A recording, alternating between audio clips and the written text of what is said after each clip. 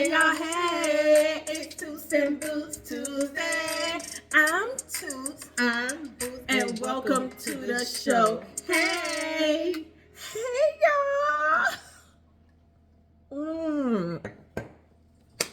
It is Toots and Boots Tuesday. Oh, that was good. You know what that made me think of? What?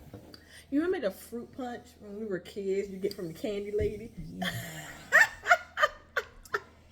Kool-Aid. That's what it was. There was a lot of Kool-Aid. That was good. What I'm was gonna be it? looking for my next good find. Oh, no. So Kinky makes a new vodka and it's called Fruit Punch. Okay.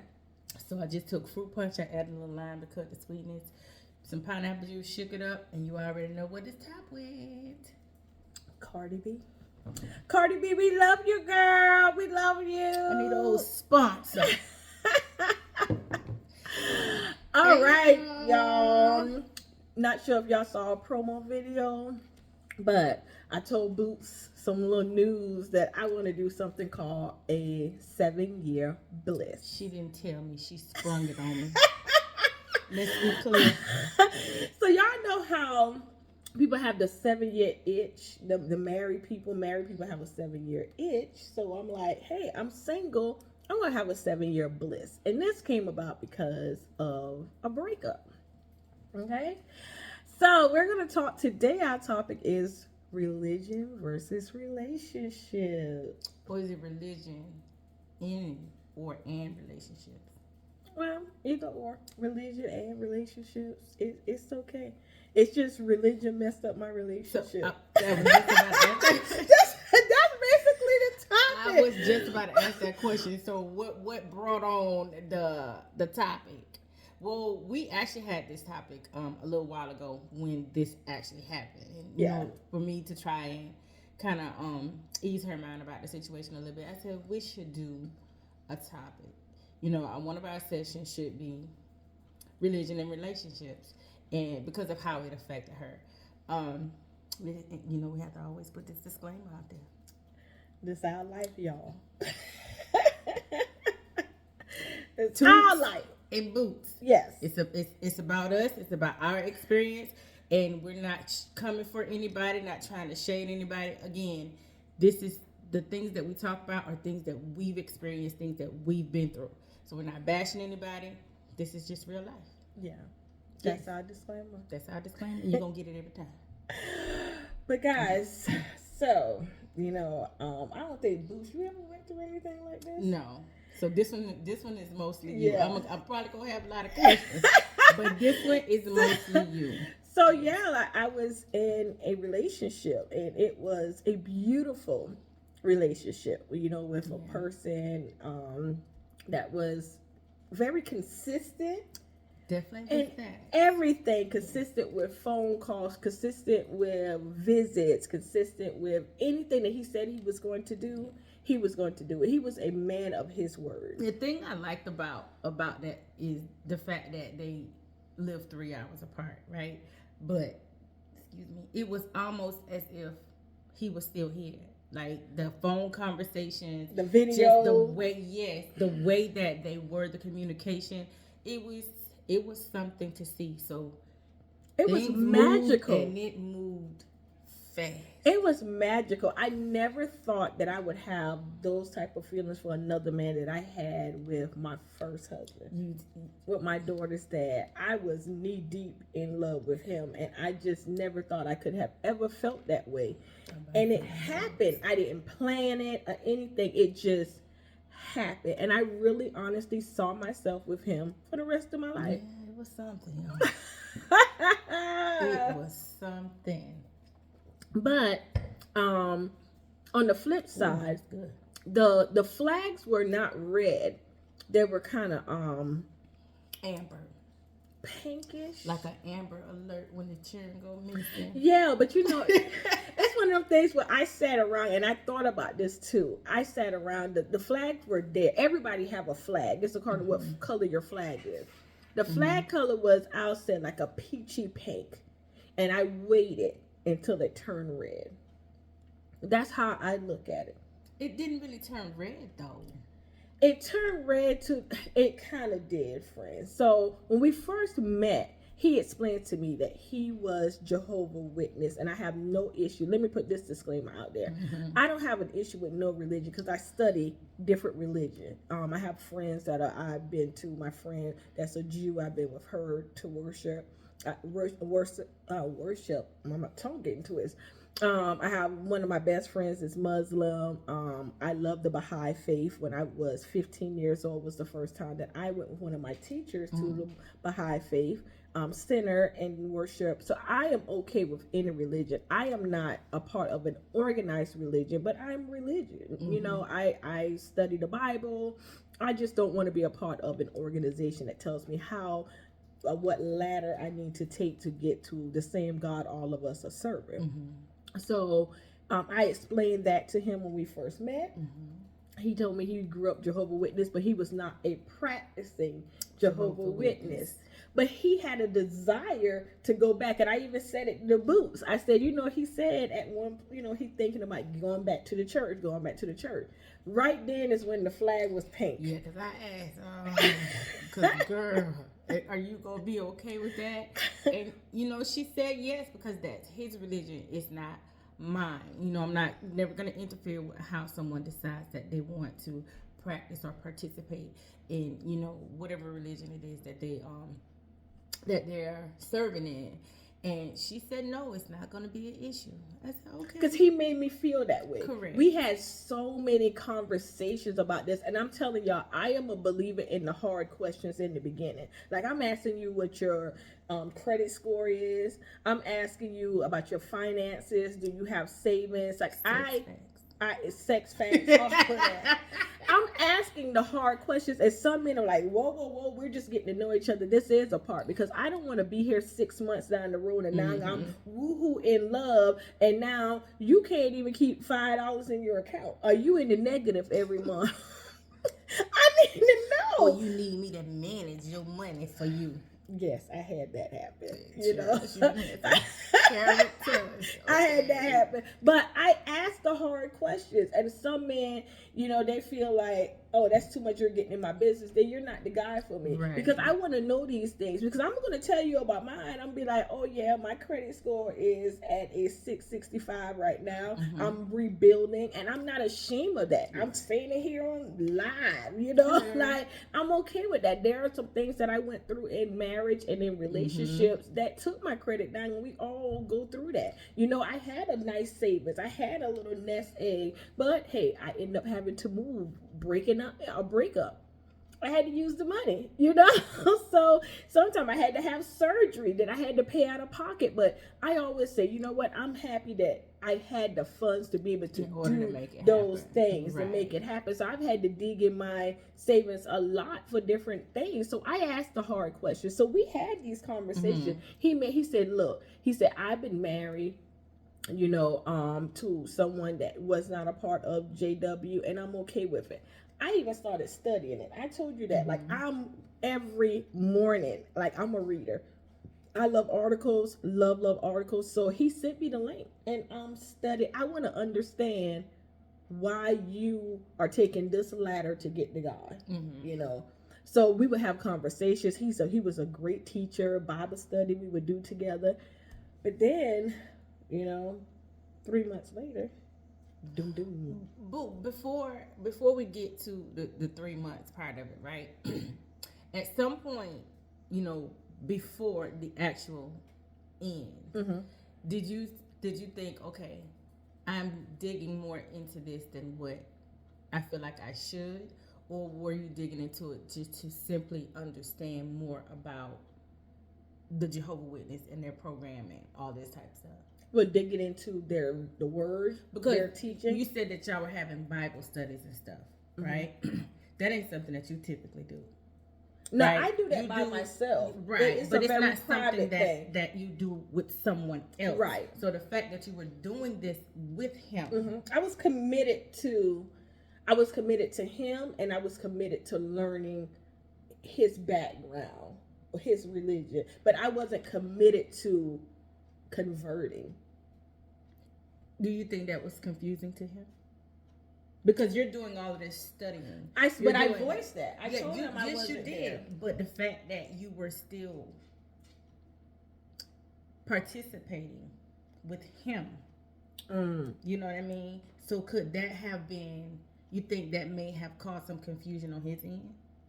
It may have. He may have thought that it's a possibility that she would convert over. Yes. Because my mama was on it. My mama, honey. Mama Bradley. Mama Bradley, when I told her about this man, right, and I don't tell my mama about anyone because my mama is a little weird about me dating. She feel like, oh, you already had a husband, let it go. Like, girl, bye. I had two. But y'all already know that from previous episodes. Two of them. But she said to me, she said, Shannon, I don't know. Like, you could be on the side of the road, handing out pamphlets, don't come knocking at my door kind of thing. And I'm like, Mom, and I'm defending him. Yeah. Honey, for me to go to my mama and defend, I got to really like you. So I'm defending. I said, Mama, don't say that. You don't know what you're talking about, because I hate when people say stuff about someone's religion and they don't know anything about it. They just know what they hear someone say. That's why you got to read and study stuff for yourself. Right. Do your own research. Like, I let my daughter know, like, hey, I want you to believe in a higher being. You don't have to go the same route that I take or the same route that Nana takes or grandma, anyone in your family. Just do that feels good to you, Right. But no, she was on it. She said, Shannon, this is not going to work. This is not going to work. Then my cousin, one of my cousins, I love her to death. She said, well, Shannon, she works at a hospital, and she explained to me because JWs, they don't do blood transfusion.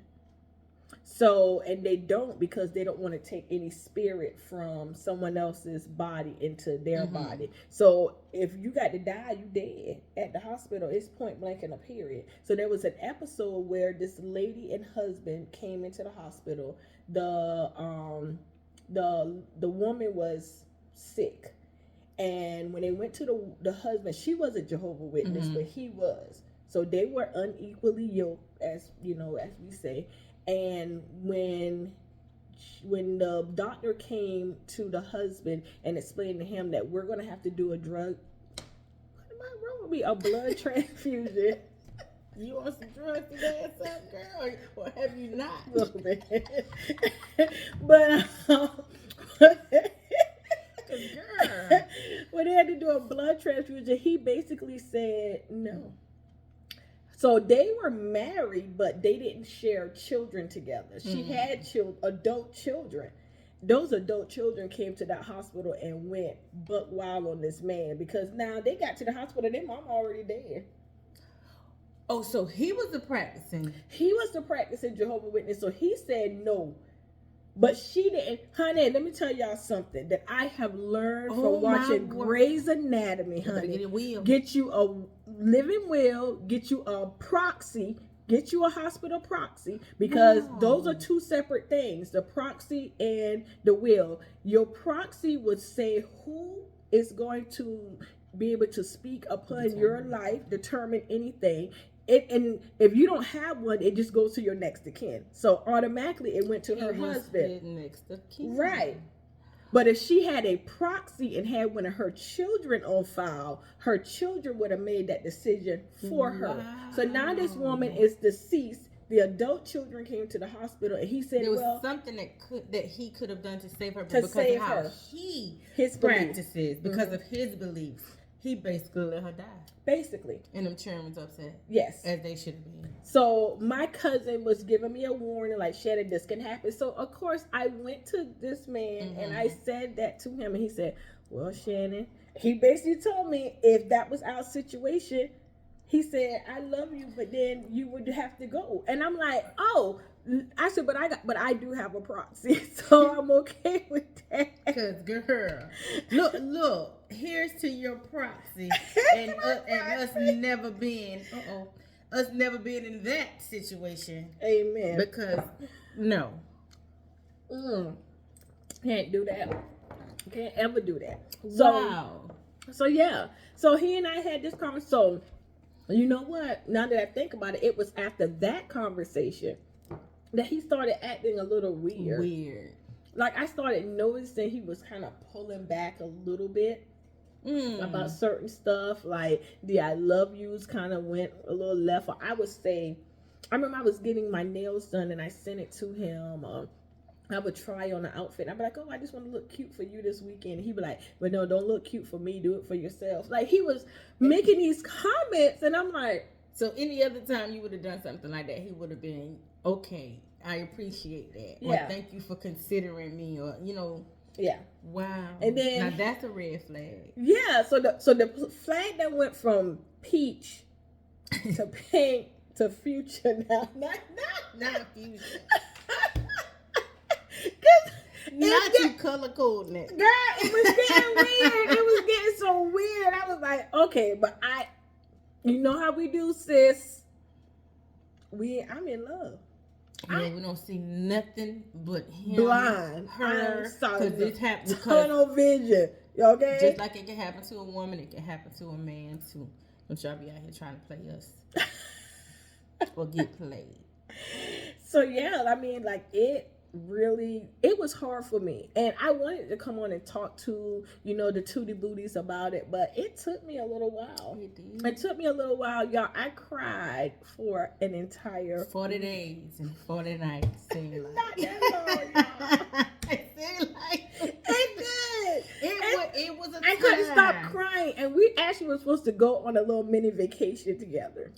This is how it happened. That's what it happened. I was at the destination, which was like 2.5 hours from me and about 2 hours for him. And I'm there already, and he was supposed to come in, and he called me with this. Well, he said he was going to talk to me about it when he got there, but he ended up getting COVID. So he ended up getting COVID. Talk about divine intervention. Honey, y'all better listen to God. Talk about divine intervention. Y'all better listen to Daddy when he put blockage in your way. Baby. Honey. And Joker called me, and she'll never hard to call me. We hardly ever talk on video chat, right? So I'm on my way to work. I'm on, because this Boots, because Boots is always with the foolishness, okay? Let's be clear. She called me on video chat, and now she's sitting there looking. I said, bitch, what you done did? I said, no, I'm going to tell you exactly what I said. Tell her, because she with the foolishness, okay? I said, who you done fuck while you been down there? Some vacation D. Yeah. So then she just started crying. I said, oh my God, I'm so sorry. I didn't know. And then she said, me and Keith broke up. I said, huh? Because I was confused. Yeah, like this ain't supposed to happen. Wait a minute. Wasn't he supposed to come down there? And then it all came out. So I had to get it together quick, because I'm with the foolishness now. Like, girl, what you done did? On a big Monday morning. On a huge Monday morning. And I'm on the way to work. Like, girl, do I need to come down there? But yeah. I couldn't even finish vacation. I had all this stuff planned for that day, reservations for different places, and I could not do it. I could not move. I just laid in bed. Yeah, it was a lot. I said, well, girl, get yourself together and come on up that road. Come on here. Because you close to the home, yeah, but I already know you won't want to go there because you ain't ready to let this out the bag. Right. Because we don't want to hear, I told you. You know what I mean? And I heard it. When I eventually told my mom, and I said, Mom, I got something to tell you. I said, I don't want to hear, because I think I waited like a week. It was a while. You did not tell us straight on. You did not. Yeah, and she was like, see, I told you. I said, see, that's not what I need right now. And I had to break it down. Y'all don't do y'all kids like that. Sometimes they just need someone to say, you know what, are you okay? Are you okay? And that's what I wanted to hear. Mm-hmm. Are you okay? Because, honey, I wasn't okay. I wasn't okay for a while.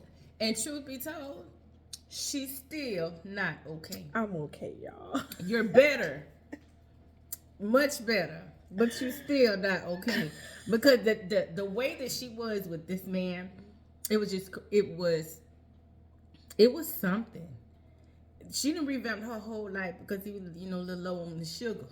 Okay, so she done went and got 0-calorie Cokes and ginger ales and stuff, but she still got some of them over there. And now I gotta start liking the thing. Now I'm drinking on a regular now. Now I got like no sugar, everything. It's funny now, but honey. But yeah, it's funny now, y'all. But it wasn't funny. Like, share y'all thoughts in the comments below on a breakup that you had that was just like surprise. But friend, on the speed version about the conference, did you talk to you? Have you mentioned the conference? Because that's what led. I think that's what this led to. Yes. So the J Dubs were having a conference, this huge conference coming up the next weekend after our holiday, and he was planning to go with one of his cousins, and he kept saying, you know, I'm going with my cousin, I'm going with my cousin, and he's been actually talking to this cousin and some of the elders of their hall about going into leadership and ministry. Now, he would be an amazing minister. Like, this man can teach.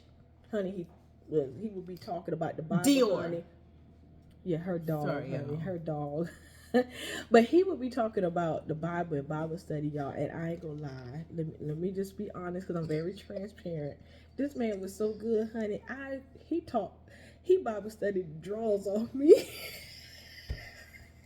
I knew that's what she was going to say. Y'all, I knew that's what you was fixing to say. I'm like, that's weird.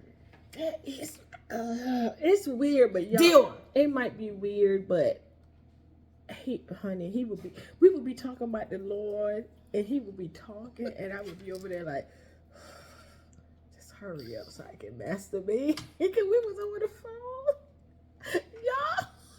She got convicted the man. The man was convicted. He even said to me, so we had like lots of phone sex. So we were like 3-4 hours away from each other. And he mentioned to me during the breakup that, you know, even after we would have phone sex, like after he then came, now he said he would feel bad. You got to go purge yourself. But we did it like almost Several day. times a day. Okay, like, girl, again? I ain't jealous of none of this shit. And the sex was amazing. It was sex I could have had for the rest of my life. Girl, you were planning to do so. Let's be clear.